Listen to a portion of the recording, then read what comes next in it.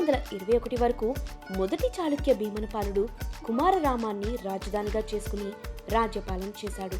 ఇతడికి భీమేశ్వరుడి మీద అమితమైన భక్తి. ఆలయానికి ప్రాకార మండపాలను నిర్మించారు.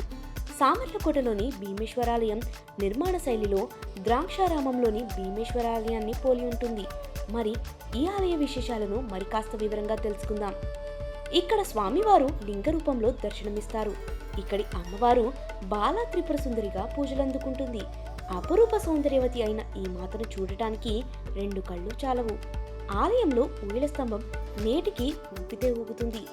ఆలయంలోని మండపం 100 రాతి స్తంభాలను కలిగి ఉన్నప్పటికీ శిల్పి తన శిల్పకళా వైవిధ్యంతో నిర్మించడంతో ఏ 2 స్తంభాలు ఒకేలా ఉండకపోవడం గమనార్హం. ఇక్కడ శివలింగం సున్నపు రాయిచే నిర్మితమై తెల్లని రంగులో చూడముచ్చటగా ఉండి భక్తులను ఆకర్షిస్తుంది. ఈ ప్రాంతంలో రాజ్యపాలన చేసిన కాకతీయ రాజు ఈ ఆలయంలో కొంత భాగాన్ని పునర్నిర్మించినట్లు తెలుస్తుంది. కోటగోడల్లాంటి ప్రాకారం లోపలంతే ఎత్తుగల 2వ ప్రాకారం ఉంది. ప్రాకార ముఖద్వారం సమీపంలో ప్రాచీన సరోవరం, వెనుక భాగాన పెద్ద రాతి స్తంభము ఉన్నాయి. ఈ ఆలయం గర్భాలయం, అంతరాలయం, ముఖమండపం అనే 3 భాగాలుగా ఉంటుంది.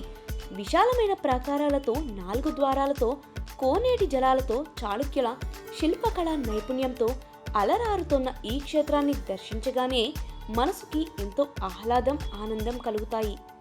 దేవాలయం లోపలి ప్రాకారంలో వినాయకుడు, కాలభైరవుడు, వీరభద్రుడు, మహాకాళి, శనీశ్వరుడు, నవగ్రహాలు కొలువై ఉండటం చూస్తారు.